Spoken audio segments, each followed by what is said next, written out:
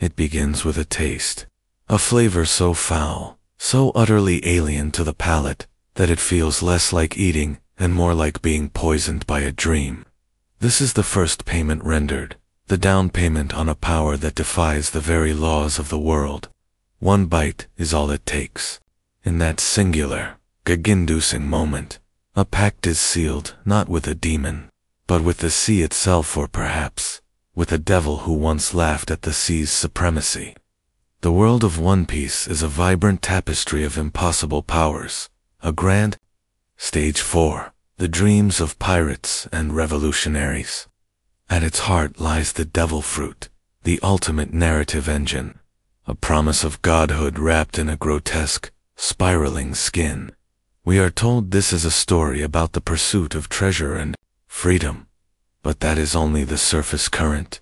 Beneath it lies a darker, more profound tale about the nature of power itself. For every devil fruit is a Faustian bargain, and its true cost is measured not in gold or glory, but in the slow, inexorable erosion of the self. The most famous clause in this silent contract is shouted from the rooftops. The sea, the great blue expanse that defines the very existence of a pirate, becomes a mortal enemy. It is a stunning, almost poetically cruel irony. To gain power in a world of water, you must surrender your place within it. This is not merely an inability to swim, a clumsy inconvenience. It is a fundamental rewriting of one's biology, an ontological severing. The sea, the mother of all life, no longer recognizes you as her child. The moment its waters touch you, it is not just a loss of strength. It is a profound and total betrayal by nature itself. Your energy drains away, not like a leaking bucket, but as if a vital cord connecting you to the world has been cut. You become a stone, a leaden weight pulled into an indifferent abyss. We see this played out for comedic effect with Monkey D. Luffy, his rubbery body sinking time and again, his life dependent on the quick hands of his crewmates. But look closer, past the humor, and you see the constant, low-level hum of existential dread. For a man whose very soul is defined by boundless freedom, being perpetually imprisoned by the very medium he must traverse is a cage of breathtaking scope. A more tragic portrait is Brook, the living skeleton. He is already a paradox, a man who has cheated death, yet the sea offers him a final, permanent end. His immortality, granted by one fruit, can be negated by the universal curse of all fruits. He is a ghost who can be drowned. This curse reshapes strategy, it forges dependency, and it serves as a constant, humbling reminder. No matter how godlike your abilities, you are forever an exile from the world's most fundamental element. You have gained a new power by becoming a blasphemy against the old one. But the sea's rejection is only the most visible wound. A deeper, more insidious cost is paid in the currency of the body and the spirit. A toll extracted by the very logic of the power system itself. For every devil fruit user who styles themselves a god, the world has devised a set of equal and opposite truths, materials and philosophies that serve as a cold, silent rebuttal to their newfound divinity. The first is sea prismstone, a substance that does not simply negate their powers, but punishes them for having them. To be manacled in it is to be returned to a state of primal weakness, a cellular sickness that hollows you out from the inside. It is the world's natural law, concentrated into a mineral, reasserting its dominance. It whispers to the user, "You are a fraud.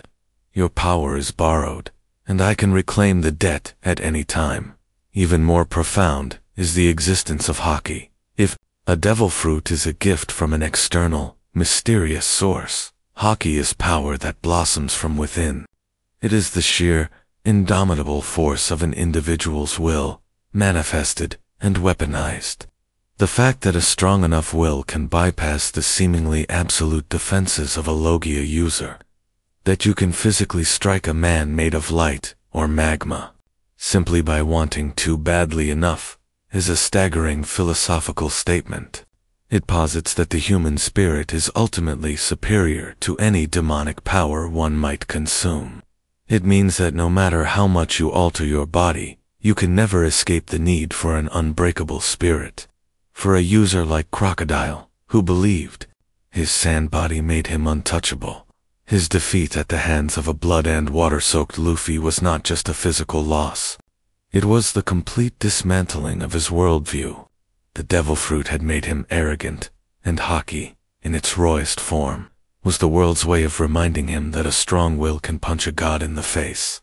This internal battle, this negotiation between the inherited power and the innate self, hints at the most subtle and devastating cost of all, the psychological toll. A devil fruit does not just grant you an ability, it fundamentally alters what you are. Your body is no longer entirely your own. For some, this is a simple, even joyful, transformation. Luffy is rubber, and his personality is as flexible and resilient as his physical form. But what of the others? What is the cost for those whose fruits are less a superpower and more a perpetual state of being? Consider Nico Robin. The Hana Hana no Mi granted her the ability to sprout limbs from any surface. As a child, this power was not a gift. It was a mark of the demonic. It alienated her, turning her into a monster in the eyes of others, and for a time, in her own. Her power was the source of her deepest trauma and isolation, a constant physical reminder of her otherness, long before it became a tool for her liberation. Or think of Chopper, a reindeer who ate the Hito Hito no Mi, the human fruit. His entire life became a struggle of identity, trapped between three forms, never fully belonging to any single species. He is not a reindeer, not a human, but a perpetual hybrid, his power forcing him onto a lonely path of self-definition in its most horrifying manifestations. The fruit can become a cage that warps the soul.